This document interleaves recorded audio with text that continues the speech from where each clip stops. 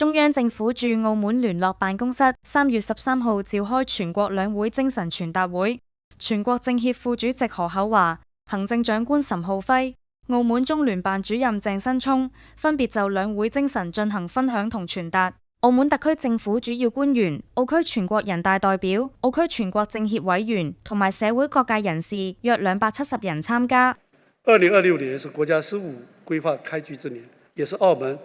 第3個5年規劃開局之年。國家發展進入新征程，為澳門提供了前所未有的戰略機遇。15規劃綱要專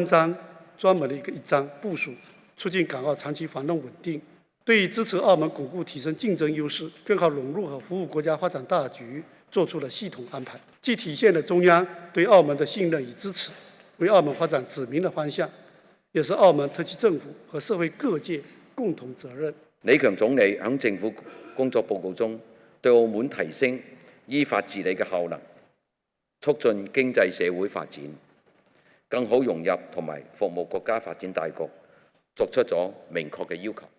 丁薛祥副總理對澳門主動對接國家15規劃，紮實推動經濟適度多元發展，深入推進橫琴合作區嘅建設等，作出咗重要嘅部署。國家領導人嘅深情牽掛同埋殷切期望，係對澳門嘅巨大鼓舞，更為我哋指明咗前進嘅方向。鄭新聰亦都表示，貫徹落實好全國兩會精神，需要澳門社會各界各盡其責，協同發力。希望澳門各界全力支持行政長官同特區政府依法施政，推動全國兩會精神同中央決策部署喺澳門落地見效，不斷譜寫具有澳門特色嘅一國兩制成功實踐新篇章。